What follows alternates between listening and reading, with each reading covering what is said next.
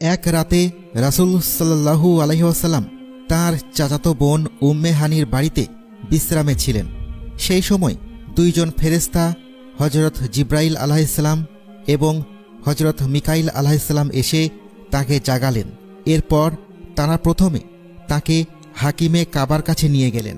সেখান থেকে জমজম কূপের নিকটে নিয়ে গিয়ে তাকে শুইয়ে দিলেন এবং বক্ষ বিতরণ করলেন, অর্থাৎ বুকে অস্ত্রোপচার করে হৃৎপিণ্ড বের করে জমজমের পানি দিয়ে পরিষ্কার করলেন। এরপর তাঁর হৃদয়ে ঈমান ও হিকমত স্থাপন করে যথাস্থানে পুনরায় তা ফিরিয়ে দিলেন।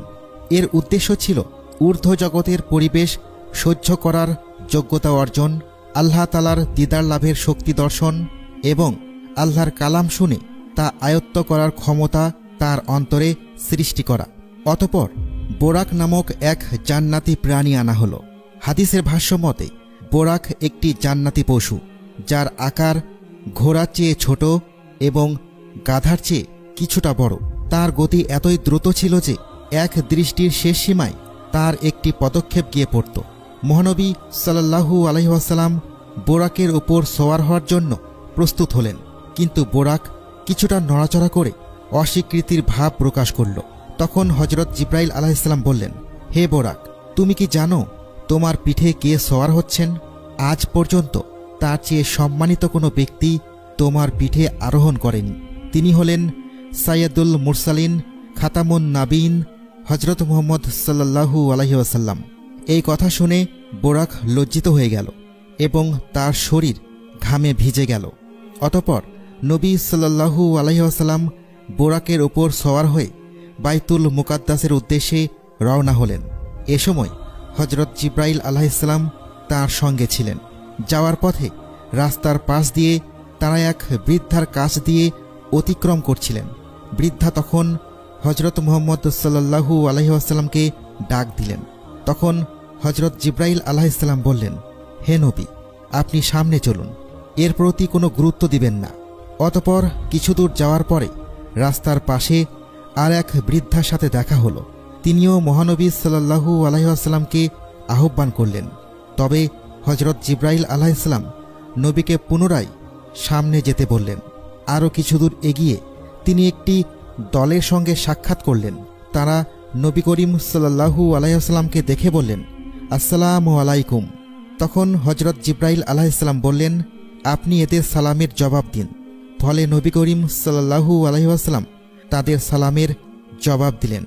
পরের দলটি সেখান থেকে চলে যায়। এরপর হযরত জিব্রাইল আলাইহিসসালাম নবী করিম সাল্লাল্লাহু আলাইহি ওয়াসাল্লামকে বললেন, প্রথমে যে বৃদ্ধাকে দেখেছিলেন তিনি বার্ধক্যের শেষ সীমায় পৌঁছে গেছেন, তার আর বেশি কিছু বাকি নেই। ঠিক তেমনি দুনিয়ার অবস্থাও এখন শেষ পর্যায়ে উপনীত হয়েছে। দ্বিতীয় যে বৃদ্ধাকে দেখেছিলেন তিনি অভিশপ্ত শয়তান। তাদের উভয়ের উদ্দেশ্য ছিল আপনাকে তাদের প্রতি আকৃষ্ট করা। শেষ যে দলের সঙ্গে আপনার সাক্ষাৎ হলো এবং যারা আপনাকে সালাম দিল তারা হলেন হযরত ইব্রাহিম আলাইহিসসালাম, হযরত মুসা আলাইহিসসালাম এবং হযরত ঈসা আলাইহিসসালাম। অতঃপর হযরত মুহাম্মদ সাল্লাল্লাহু আলাইহি ওয়াসাল্লাম আবার পথ চলতে শুরু করলেন। চলতে চলতে তিনি একটি স্থানে পৌঁছালেন এবং দেখলেন একদল লোক বড় বড় তামার নখ দিয়ে নিজেদের চেহারা এবং বুক আঘাত করে ক্ষতবিক্ষত করছে। নবী সাল্লাল্লাহু আলাইহি ওয়াসাল্লাম হযরত জিব্রাইল আলাইহিসসালামকে জিজ্ঞাসা করলেন, এরা কারা? হযরত জিব্রাইল আলাইহিসসালাম উত্তর দিলেন, এরা সেই সব লোক যারা দুনিয়াতে মানুষের গোশত খেত, অর্থাৎ এরা গীবত করত, পরনিন্দা করত এবং মানুষের দোষ চর্চা করত, তাই তাদের এই শাস্তি দেয়া হচ্ছে। এরপর রাসূলুল্লাহ সাল্লাল্লাহু আলাইহি ওয়াসাল্লাম আবার সামনে এগিয়ে গেলেন। কিছু দূর গিয়ে তিনি দেখলেন একজন ব্যক্তি রক্তের নদীতে হাবুডুবু খাচ্ছে এবং পাথর লোকমা করে খাচ্ছে। নবী সাল্লাল্লাহু আলাইহি ওয়াসাল্লাম জিজ্ঞাসা করলেন, এই ব্যক্তি কে?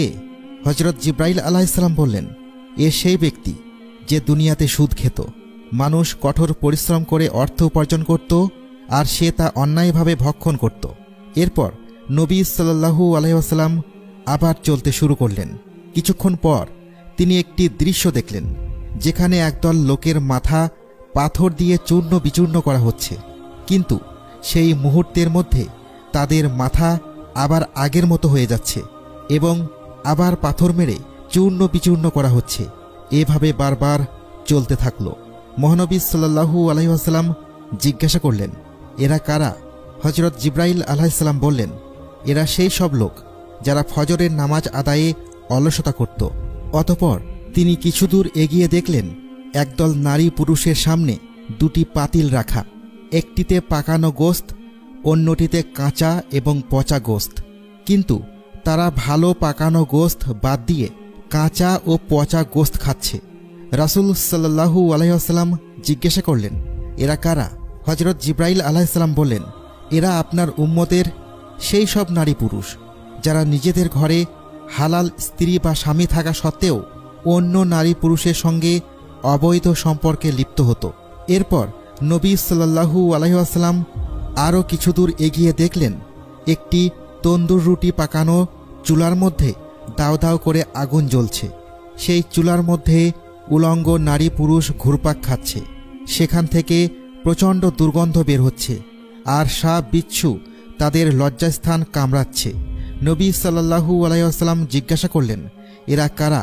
হযরত জিবরাইল আলাইহিস সালাম বললেন, এরা সেই সব ব্যভিচারিণী নারী এবং পুরুষ যারা বিবাহ বন্ধনে আবদ্ধ না হয়েও জিনায় লিপ্ত হতো। পুনরায় কিছু দূর এগিয়ে রাসূলুল্লাহ সাল্লাল্লাহু আলাইহি ওয়াসাল্লাম দেখলেন এক ব্যক্তি একটি বিশাল লাকড়ির বোঝা সংগ্রহ করছে।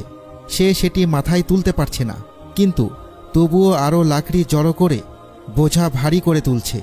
সে বারবার ব্যর্থ হচ্ছে, অথচ বোঝা কমানোর বদলে সেটি বাড়িয়ে তুলছে। রাসূলুল্লাহ সাল্লাল্লাহু আলাইহি ওয়াসাল্লাম জিজ্ঞাসা করলেন, এর অর্থ কি? হযরত জিবরাইল আলাইহিস সালাম বললেন, এই ব্যক্তি আপনার উম্মতের সেই ব্যক্তি যার উপর মানুষের হক বা পাওনা রয়েছে, কিন্তু সে তা পরিশোধ করেনি, বরং নতুন ঋণ গ্রহণ করে নিজের দায়ভার আরও বাড়িয়ে তুলেছে। অতঃপর রাসূল সাল্লাল্লাহু আলাইহি ওয়াসাল্লাম সামনে এগিয়ে একটি জায়গায় পৌঁছালেন। সেখানে দেখলেন কিছু লোকের জিহ্বা আগুনের কাঁচি দিয়ে কাটা হচ্ছে। কাটা শেষ হওয়ার সঙ্গে সঙ্গে আবার জিহ্বা আগের মতো হয়ে যাচ্ছে, এরপর আবার কাটা হচ্ছে। এই প্রক্রিয়া অবিরাম চলতে থাকল। নবী সাল্লাল্লাহু আলাইহি ওয়াসাল্লাম জিজ্ঞাসা করলেন, এরা কারা? হযরত জিবরাইল আলাইহিস সালাম বললেন, এরা সেই সব লোক যারা মানুষকে উপদেশ দিত, কিন্তু নিজেরা সে উপদেশ অনুযায়ী আমল করত না। এরপর রাসূলুল্লাহ সাল্লাল্লাহু আলাইহি ওয়াসাল্লাম অনেক ঘটনার মধ্য দিয়ে বাইতুল মুকাদ্দাসে পৌঁছালেন। সেখানে পৌঁছে তিনি বোরাকটিকে আংটি দিয়ে বেঁধে রাখলেন, যেটি পূর্বে নবীগণ তাদের সওয়ারি বাঁধতেন। কোনো কোনো বর্ণনায় এসেছে হযরত জিবরাইল আলাইহিস সালাম তার আঙ্গুল দিয়ে পাথরে ছিদ্র করে বোরাক বেঁধেছিলেন। পরে বাইতুল মুকাদ্দাসে প্রবেশ করে নবী সাল্লাল্লাহু আলাইহি ওয়াসাল্লাম 2 রাকাত তাহিয়াতুল মসজিদ নামাজ আদায় করলেন। আল্লাহ তাআলা নবীজিকে অভ্যর্থনা জানানোর জন্য বিশেষ আয়োজন করেছিলেন। সেখানে সমস্ত নবী এবং ফেরেশতা সমাবেত হয়েছিলেন। এরপর হযরত জিবরাইল আলাইহিস সালাম আজান দিলেন এবং ইমামতির জন্য রাসূল সাল্লাল্লাহু আলাইহি ওয়াসাল্লামকে সামনে অগ্রসর করলেন। তিনি সকল নবীগণের ইমাম হিসেবে 2 রাকাত নামাজ আদায় করলেন। নামাজ শেষে বিভিন্ন নবী ও রাসূলগণের সঙ্গে তাঁর সাক্ষাৎ হল। সবাই তাকে অভ্যর্থনা জানালেন এবং তার প্রশংসা করলেন। নামাজ শেষে মসজিদ থেকে বের হওয়ার সময় নবীজির সামনে 3টি পেয়ালা পেশ করা হলো। একটি ছিল পানির পেয়ালা, একটি দুধের পেয়ালা এবং অপরটি শরাবের। নবী সাল্লাল্লাহু আলাইহি ওয়াসাল্লাম দুধের পেয়ালা গ্রহণ করলেন। তখন হযরত জিবরাইল আলাইহিস সালাম বললেন, ইয়া রাসূলুল্লাহ, আপনি ফিতরাত অথবা প্রকৃত স্বভাব গ্রহণ করেছেন।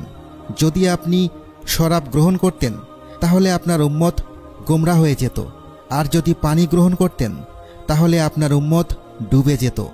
অতঃপর জান্নাত থেকে বাইতুল মুকাদ্দাস পর্যন্ত একটি বিশেষ সিঁড়ি স্থাপন করা হলো। রাসূলুল্লাহ সাল্লাল্লাহু আলাইহি ওয়াসাল্লাম ঊর্ধ্ব আকাশ পানে মহান প্রভুর সান্নিধ্য লাভের উদ্দেশ্যে যাত্রা শুরু করলেন। তার সঙ্গে ছিলেন হযরত জিবরাইল আলাইহিস সালাম এবং আরও অনেক ফেরেশতা। যাত্রা চলতে চলতে নবীজি প্রথম আসমানে পৌঁছালেন। হযরত জিবরাইল আলাইহিস সালাম প্রথম আসমানের দরজায় কড়া নাড়লেন। ভেতর থেকে এক দারোয়ান প্রশ্ন করলেন, কে? জিব্রাইল আলাইহিসসালাম উত্তর দিলেন, আমি জিব্রাইল। পুনরায় ভেতর থেকে প্রশ্ন করা হলো, আপনার সঙ্গে কে? জিব্রাইল আলাইহিসসালাম বললেন, রাহমাতুল্লিল আলামিন হজরত মুহাম্মদ সাল্লাল্লাহু আলাইহি ওয়াসাল্লাম। আবার জিজ্ঞেস করা হলো, তাকে আনার অনুমতি দেয়া হয়েছে কি? জিব্রাইল আলাইহিসসালাম বললেন, হ্যাঁ। তখন প্রথম আসমানের দরজা খুলে দেওয়া হলো। নবী সাল্লাল্লাহু আলাইহি ওয়াসাল্লাম প্রথম আসমানে প্রবেশ করলেন। প্রবেশ করেই তিনি দেখলেন একজন বৃদ্ধ লোক সেখানে বসে আছেন। হজরত জিব্রাইল আলাইহিসসালাম বললেন, হে নবী, আপনি তাকে সালাম দিন, ইনি আপনার পিতা হজরত আদম আলাইহিসসালাম। ফলে রাসূল সাল্লাল্লাহু আলাইহি ওয়াসাল্লাম তাকে সালাম জানালেন। হজরত আদম আলাইহিসসালাম সালামের জবাব দিলেন এবং মারহাবা বলে তাকে অভিনন্দন জানালেন। এরপর তিনি নবীজিকে কিছু গুরুত্বপূর্ণ উপদেশ প্রদান করলেন। অতঃপর সেখানে মহানবী সাল্লাল্লাহু আলাইহি ওয়াসাল্লাম দেখলেন হজরত আদম আলাইহিসসালামের ডান পাশে কিছু মানবাকৃতি এবং বাম পাশে কিছু মানবাকৃতি রয়েছে। যখন তিনি ডান দিকে তাকান তখন তিনি আনন্দিত হন, আর বাম দিকে তাকালে তিনি কান্নায় ভেঙে পড়েন। রাসূলুল্লাহ সাল্লাল্লাহু আলাইহি ওয়াসাল্লাম জিজ্ঞাসা করলেন, ভাই জিব্রাইল, এর কারণটা কি? হজরত জিব্রাইল আলাইহিসসালাম বললেন, ইয়া রাসূলুল্লাহ, তার ডান পাশে যে মানবাকৃতির মানুষগুলো ছিলেন তারা হলেন আসহাবুল ইয়ামিন, যারা জান্নাতবাসী হবে, আর বাম পাশে যারা ছিলেন তারা হলেন আসহাবুল শিমাল, যারা জাহান্নামী। তাই যখন তিনি ডান দিকে তাকান তখন তার জান্নাতবাসী সন্তানদের দেখে তিনি আনন্দিত হন, আর বাম দিকে তাকালে তিনি তার জাহান্নামী সন্তানদের দেখে দুঃখিত হন। হজরত আদম আলাইহিসসালামের নসিহত শেষে নবী সাল্লাল্লাহু আলাইহি ওয়াসাল্লাম দ্বিতীয় আসমানে চলে যান। সেখানেও প্রশ্ন উত্তরের পর দরজা খুলে দিল এবং তিনি ভেতরে প্রবেশ করলেন। এখানে তার সাথে সাক্ষাৎ হয় হজরত ঈসা আলাইহিসসালাম এবং হজরত ইয়াহিয়া আলাইহিসসালামের। এরপর তিনি তৃতীয় আসমানে চলে যান এবং সেখানেও সাক্ষাৎ হয় হজরত ইউসুফ আলাইহিসসালামের সাথে। পরবর্তীভাবে নবী সাল্লাল্লাহু আলাইহি ওয়াসাল্লাম চতুর্থ আসমানে যান। সেখানে হজরত ইদ্রিস আলাইহিসসালামের সাথে সাক্ষাৎ হয়। এরপর পঞ্চম আসমানে পৌঁছান এবং সেখানে দেখা হয় হারুন আলাইহিসসালামের সাথে। ষষ্ঠ আসমানে হজরত মুসা আলাইহিসসালামের সাথে সাক্ষাৎ হয়। অতঃপর সপ্তম আসমানে পৌঁছালে সেখানে হজরত ইব্রাহিম আলাইহিসসালামের সাথে সাক্ষাৎ হয়। এখানে তিনি দেখলেন একজন বৃদ্ধা বাইতুল মামুরে হেলান দিয়ে বসে আছেন। বাইতুল মামুর হল দুনিয়ার বাইতুল্লাহর সোজা উপরে সপ্তম আকাশে, যেখানে ফেরেশতারা প্রতিদিন ৭০,০০০ বার তাওয়াফ করেন এবং তারা একবার তাওয়াফ করে গেলে কিয়ামত পর্যন্ত তারা আর তাওয়াফ করতে পারবে না। এখানে হজরত জিব্রাইল আলাইহিসসালাম হজরত মুহাম্মদ সাল্লাল্লাহু আলাইহি ওয়াসাল্লামকে হজরত ইব্রাহিম আলাইহিসসালামের সাথে পরিচয় করিয়ে দিলেন। তারা কিছুক্ষণ আলাপ করলেন, এরপর বিদায় নিয়ে আরও উপরে উঠতে শুরু করলেন। অতঃপর সিদরাতুল মুনতাহায় পৌঁছে নবী সাল্লাল্লাহু আলাইহি ওয়াসাল্লাম জান্নাতের সকল স্তর ঘুরে দেখলেন এবং তার জন্য বরাদ্দকৃত ঘরটি দেখে সেখানে প্রবেশ করতে চাইলে তাকে বলা হলো, এখনও আপনার দুনিয়াতে জীবন বাকি রয়েছে। সিদরাতুল মুনতাহা ভ্রমণ শেষে হজরত জিব্রাইল আলাইহিসসালাম বললেন, ইয়া রাসূলুল্লাহ, আপনি এবার একা যান। রাসূল সাল্লাল্লাহু আলাইহি ওয়াসাল্লাম বললেন, কেন, আপনি কি আমার সাথে যাবেন না? হজরত জিব্রাইল আলাইহিসসালাম বললেন, ইয়া রাসূলুল্লাহ, যদি আমি আর এক চুল পরিমাণ উপরে যাই তবে আমার পাখা দুটো পুড়ে ছাই হয়ে যাবে। এরপর রাসূল সাল্লাল্লাহু আলাইহি ওয়াসাল্লাম একা চলতে শুরু করলেন। নিস্তব্ধ, নীরব, সঙ্গীহীন এক অদৃশ্য ইশারায় সম্মুখে এগিয়ে চললেন। এমন সময় হঠাৎ করে তার সামনে একটি মনোমুগ্ধকর সবুজ রঙের সিংহাসন এসে উপস্থিত হল, যাকে কুরআনের ভাষায় রফরফ বলা হয়। এরপর নবী সাল্লাল্লাহু আলাইহি ওয়াসাল্লাম সেই রফরফে উঠে বসলেন এবং তাকে নিয়ে উপরের দিকে চলল। এই সফরে তিনি আল্লাহর অনেক নিদর্শন দেখলেন, বিশাল এলাকা অতিক্রম করলেন এবং বিরাট বিরাট ফেরেশতাদেরকে বিভিন্ন কাজে নিয়োজিত দেখতে পেলেন। এক পর্যায়ে নবী সাল্লাল্লাহু আলাইহি ওয়াসাল্লাম এক জায়গায় গিয়ে দেখলেন একজন দীর্ঘ আকৃতির বয়াল বিশিষ্ট ফেরেশতা চেয়ারে বসে আছেন। তার এক হাতে একটি নূরের ফলক রয়েছে এবং পাশে একটি বিরাট গাছ, যাকে সাজারাতুল ইয়াকিন বলা হয়। এর প্রতিটি পাতায় দুনিয়াবাসীদের এক একজনের নাম লেখা ছিল। তিনি খুব মনোযোগ দিয়ে তার হাতের ফলকটি দেখছিলেন আর একটু পরপর গাছের পাতার দিকে তাকাচ্ছিলেন। নবী সাল্লাল্লাহু আলাইহি ওয়াসাল্লাম তাকে সালাম দিলেন, কিন্তু সে তার দিকে না তাকিয়ে কেবল মাথা নাড়িয়ে তার সালামের জবাব দিলেন। কিছুক্ষণ পর ফেরেশতা মাথা তুললেন এবং তার চেহারা দেখে নবী সাল্লাল্লাহু আলাইহি ওয়াসাল্লাম কিছুটা ভীত হয়ে পড়লেন। আসলে তিনি ছিলেন হযরত আজরাইল আলাইহিসসালাম, যিনি মৃত্যুর ফেরেশতা। হযরত আজরাইল আলাইহিসসালাম নবী সাল্লাল্লাহু আলাইহি ওয়াসাল্লামকে অভিনন্দন জানালেন এবং বললেন, আপনার মেরাজ শুভ হোক। এই সফর আপনার ও আপনার উম্মতের জন্য কল্যাণকর হোক। তার এই সুন্দর আচরণ দেখে রাসূল সাল্লাল্লাহু আলাইহি ওয়াসাল্লামের ভয় কেটে গেল। তাই তিনি জিজ্ঞাসা করলেন, আপনি একা গোটা পৃথিবীর জীবের রূহ কিভাবে কবজ করেন? হযরত আজরাইল আলাইহিসসালাম উত্তরে বললেন, ইয়া রাসূলুল্লাহ, আমার হাতে যে ফলকটি দেখছেন এতে সমস্ত মানুষের নাম ও ঠিকানা লিখিত আছে। ঠিক তেমনিভাবে এই গাছের প্রতিটি পাতায় নাম ও ঠিকানা লেখা রয়েছে। যখন কারো মৃত্যুর সময় হয় তখন তার নামের পাতাটি ধীরে ধীরে হলুদ হয়ে যায়। একসময় পাতাটি ঝরে পড়লে আমি তার এই ফলকটি দেখে নামটি মুছে ফেলি এবং তার রূহ কবজ করি। তিনি আরও বললেন, ইয়া রাসূলুল্লাহ, আপনার সামনে যদি থালার উপর পিঁপড়ে রাখা হয় তবে আপনি যেখানে ইচ্ছা যে কয়টা মারতে চান তা করতে পারেন। ঠিক তেমনিভাবে গোটা পৃথিবী আমার সামনে রয়েছে, সুতরাং আমি যেখানে ইচ্ছা যেইভাবে ইচ্ছা যে কয়টা প্রাণীকে ইচ্ছা ধরে আনতে পারি। এছাড়াও হযরত আজরাইল আলাইহিসসালাম জানালেন, হাদিসের ভাষায় আমি মালাকুল মত, আমি সেই বিভাগের মূল জিম্মাদার। আমার অধীনে অসংখ্য ফেরেশতা রয়েছে যারা দুনিয়াবাসীদের প্রাণ সঞ্চয় করে থাকেন। তবে তিনি বললেন, ইয়া রাসূলুল্লাহ, তবে আমাকে সেই সমস্ত জায়গায় যেতে হবে সেটা জরুরি নয়।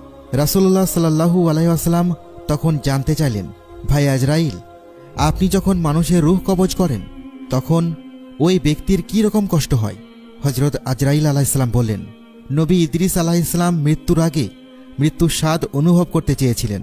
আমি আল্লাহর নির্দেশে তার রূহ কবজ করে ফেরত দিয়ে তার অনুভূতি জানতে চেয়েছিলাম। তিনি বলেছিলেন, আমার কাছে মনে হয়েছে যেন আমার দেহ থেকে চামড়া খুলে নেওয়া হচ্ছে। হযরত আজরাইল আলাইহিসসালাম আরও বললেন, আল্লাহর শপথ, তবে তার মতো সহজ করে আমি কারো রূহ কবজ করিনি। এই কথা শুনে নবী সাল্লাল্লাহু আলাইহি ওয়াসাল্লাম বিচলিত হয়ে পড়লেন এবং উম্মতের কষ্টের কথা চিন্তা করলেন। তখন হযরত আজরাইল আলাইহিসসালাম বললেন, ইয়া রাসূলুল্লাহ, আপনার উম্মতের মধ্যে যারা নেককার তাদের রূহ এমনভাবে কবজ করা হয় যেমন ছোট বাচ্চা তার মায়ের কোলে দুধ খেতে খেতে ঘুমিয়ে যায়, কিছুই টের পায় না। আপনার নেককার উম্মতের অবস্থা ঠিক তেমনি হবে। অতঃপর নবী সাল্লাল্লাহু আলাইহি ওয়াসাল্লাম আরও উপরে চলতে লাগলেন। চলতে চলতে তিনি এমন এক স্থানে পৌঁছালেন যেখানে কোনো প্রাণীর অস্তিত্ব ছিল না, যেন এক নিস্তব্ধ নির্জন এলাকা। কিছুটা ভীত হয়ে তিনি দাঁড়ালেন। এমন সময় একটি গায়েবী আওয়াজ এলো, ইয়া রাসূলুল্লাহ, আপনি বিচলিত হবেন না, আপনি আরশে আজিমের সামনে রয়েছেন। আপনার পালনকর্তা রাব্বুল আলামিন আপনার সম্মুখে রয়েছেন। আপনি যা কিছু হাদিয়া পেশ করার তা পেশ করুন। আল্লাহর এই নির্দেশ শুনে নবী সাল্লাল্লাহু আলাইহি ওয়াসাল্লাম চিন্তায় পড়ে গেলেন। তিনি ভাবলেন, হাদিয়া পেশ করলে কি দেব? আল্লাহ তো সর্বশক্তিমান, তিনি তো কিছু খান না, তিনি তো সমস্ত জিনিসের মালিক। তারপর তিনি সেজদায় পড়ে গেলেন এবং বললেন, সালাওয়াতুল বাদ, অর্থাৎ আমার সকল সালাম শ্রদ্ধা, আমার সব নামাজ এবং সকল প্রকার পবিত্রতা একমাত্র আল্লাহর উদ্দেশ্যে। তখন আল্লাহ তাআলা বললেন, হে নবী, আপনার প্রতি শান্তি বর্ষিত হোক এবং আল্লাহর বরকত বর্ষিত হোক। নবী সাল্লাল্লাহু আলাইহি ওয়াসাল্লাম যখন দেখলেন শান্তি, বরকত এবং রহমত কেবল তার দিকে আসছে, তখন তিনি উম্মতের জন্য দরদ অনুভব করতে লাগলেন। তিনি বললেন, এই শান্তি আমার একার নয়, বরং আমার সকল উম্মতের উপরে এবং আল্লাহর নেক বান্দাদের উপর বর্ষিত হোক।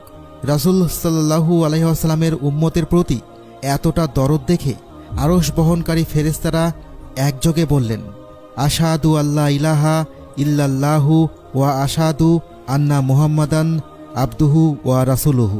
কথোপকথনের পর আল্লাহ তাআলা তাঁর বান্দার প্রতি যা প্রত্যাদেশ করার তা করলেন। অতঃপর আল্লাহ রাব্বুল আলামিন নবী সাল্লাল্লাহু আলাইহি ওয়াসাল্লামকে তাঁর উম্মতের জন্য 3টি বিশেষ হাদিয়া প্রদান করলেন। 1. 50 ওয়াক্ত নামাজ। 2. সূরা বাকারার শেষ 2 আয়াত। 3. মুশরিক ব্যতীত সকলকে ক্ষমা করার ঘোষণা।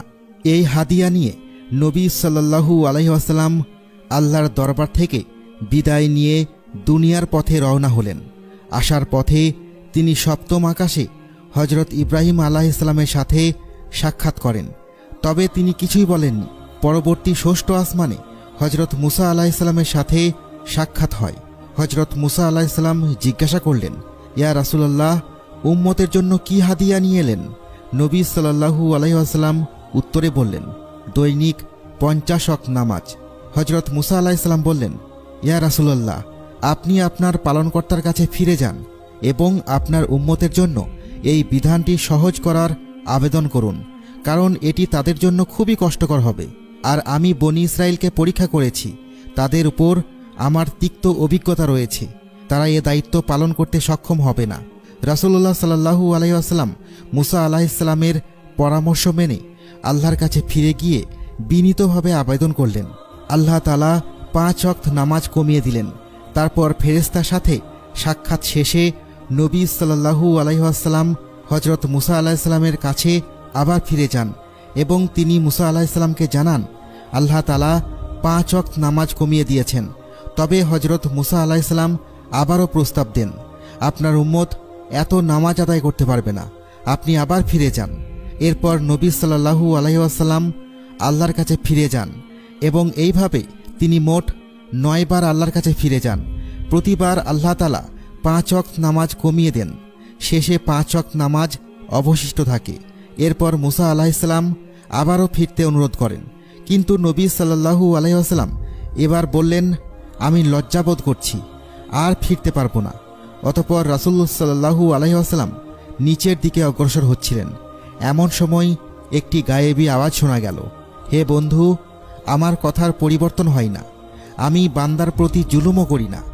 এর অর্থ হলো আপনার উম্মত 5 ওয়াক্ত নামাজ পড়বে, কিন্তু তার সওয়াব 50 ওয়াক্তই পাবে। সকালবেলা রাসূল সাল্লাল্লাহু আলাইহি ওয়াসাল্লাম মক্কাবাসীদেরকে সংবাদ দিলেন, আজ রাতে আমি বাইতুল মুকাদ্দাসে গিয়েছিলাম এবং সেখান থেকে ঊর্ধ্ব আকাশে আরশে আজিম পর্যন্ত ভ্রমণ করে আল্লাহর কালাম দিদার লাভ করেছি। পুনরায় সকাল হওয়ার পূর্বে পৃথিবীতে ফিরে এসেছি।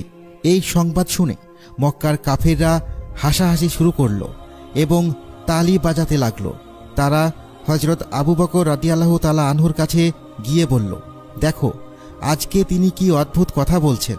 তিনি নাকি আজ রাতে 7 আসমান পেরিয়ে আরশে আজিমের নিকট গিয়ে আল্লাহর দিদার লাভ করেছেন এবং পুনরায় ফিরে এসেছেন। এটা কি সম্ভব? এটা কি তুমি বিশ্বাস করবে? তখন হযরত আবু বকর রাদিয়াল্লাহু তাআলা আনহু বললেন, এমন কথা কে বলেছে? এ কথা কি মুহাম্মদ সাল্লাল্লাহু আলাইহি ওয়াসাল্লাম বলেছেন? তারা উত্তর দিল, হ্যাঁ। তখন হযরত আবু বকর রাদিয়াল্লাহু তাআলা আনহু বললেন, শুনে রাখো, আমি আল্লাহর কসম করে বলছি, জমিন তার জায়গা ছেড়ে চলে যেতে পারে, আসমান বদলে যেতে পারে, চন্দ্র ও সূর্য আলো শূন্য হয়ে যেতে পারে, কিন্তু আমার মাহবুব হযরত মুহাম্মদ সাল্লাল্লাহু আলাইহি ওয়াসাল্লামের কথা কখনো মিথ্যা হতে পারে না। তারপর তারা রাসূলুল্লাহ সাল্লাল্লাহু আলাইহি ওয়াসাল্লামকে পরীক্ষা করার জন্য বিভিন্ন বিষয়ে জিজ্ঞাসা করতে লাগলো। তারা বাইতুল মুকাদ্দাসে একাধারে 17 বছর অবস্থান করা এক ব্যক্তিকে এনে তার সামনে দাঁড় করিয়ে দিল এবং প্রশ্ন করতে লাগলো, আচ্ছা বলুন তো, বাইতুল মুকাদ্দাসের দরজা কয়টা এবং জানালা কয়টা? রাসূলুল্লাহ সাল্লাল্লাহু আলাইহি ওয়াসাল্লাম কিছুটা বিব্রতকর অবস্থায় পড়ে গেলেন, কারণ তিনি তো বাইতুল মুকাদ্দাসের জানালা ও দরজা গুনতে সেখানে যাননি। এই অবস্থায় আল্লাহ তাআলা তাঁর সহায় হলেন, গোটা বাইতুল মুকাদ্দাসকে তাঁর সামনে তুলে ধরলেন এবং রাসূলুল্লাহ সাল্লাল্লাহু আলাইহি ওয়াসাল্লাম দেখে দেখে গুনে বলে দিলেন, সুবহানাল্লাহ।